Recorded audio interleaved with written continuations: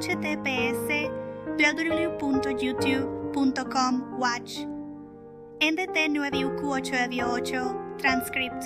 Nunca pensé que iba a contar esto, pero lo hago porque todavía hoy me cuesta entender cómo llegué a ese punto. Mi nombre no importa, lo que importa es lo que hice. Tenía 19 años, un bebé en brazos y un marido que ya no podía trabajar. Todo empezó con un accidente. Mi esposo se cayó en el trabajo. Fue algo grave. Lo operaron de la pierna, pero nunca volvió a quedar bien. Caminaba con dificultad y lo peor no era eso. Lo peor era que en su trabajo no se hicieron responsables. Nos quedamos sin ingresos de un día para otro. Yo intenté mantenernos como pude. Saqué una mesita fuera de casa y vendía lo que podía. Dulces, refrescos, lo que fuera. Me levantaba temprano, me acostaba tarde y aún así el dinero no alcanzaba. Había días en los que tenía que decidir entre comprar pañales o comida, y eso te rompe por dentro. Mi esposo estaba en casa frustrado, amargado, discutíamos mucho. Él decía que no podía hacer nada y yo sentía que todo el peso estaba sobre mí. Hasta que un día apareció alguien que lo cambió todo. Era un hombre mayor bien vestido, de esos que se nota que tienen dinero sin necesidad de decirlo. Se acercó a mi puesto, compró algo y cuando le di el cambio, me dijo que me quedara con el dinero. Pensé que era un gesto puntual, pero no. Volvió y luego volvió otra vez y otra. A veces ni compraba nada. Solo se acercaba, me preguntaba cómo estaba y me dejaba dinero. Al principio me sentía rara, incómoda, pero cuando tienes un hijo y no tienes nada, empiezas a ver las cosas de otra manera. Se lo conté a mi esposo, pensé que se enfadaría, pero no. Me dijo algo que todavía recuerdo.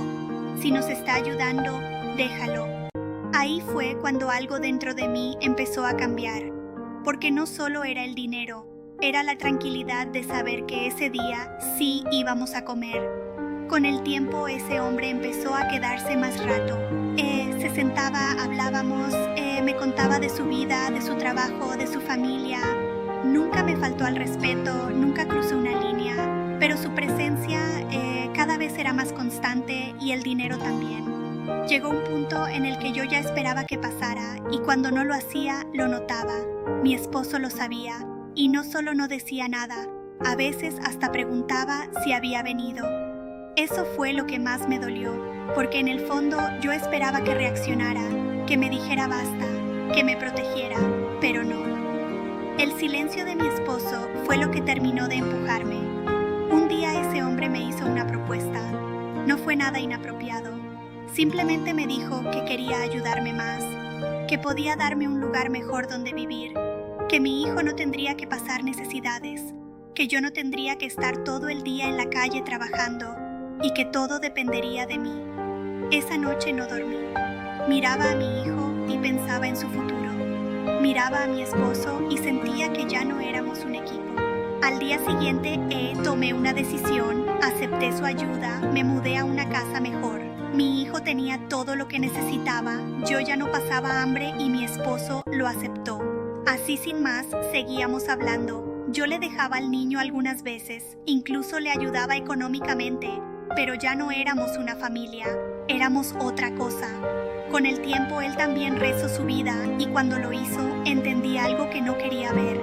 No era amor lo que nos unía, era necesidad. Pasaron los años, ese hombre que me ayudó tanto, falleció. Antes de irse me dejó una pequeña casa nada lujoso, pero suficiente. Hoy mi hijo es mayor, tiene una vida digna y yo trabajo, vivo tranquila, pero pienso mucho en el pasado. No voy a decir que estuve bien, tampoco voy a decir que estuve mal. Hice lo que sentí necesario en ese momento, pero hay algo que aprendí, y es que cuando el dinero entra en una relación, el amor sale por la puerta sin hacer ruido, y cuando te das cuenta, ya es demasiado tarde. Si te gustó mi historia, espero que la compartas y le des a me gusta. También puedes unirte a mí en el botón de unirme. Besos y abrazos.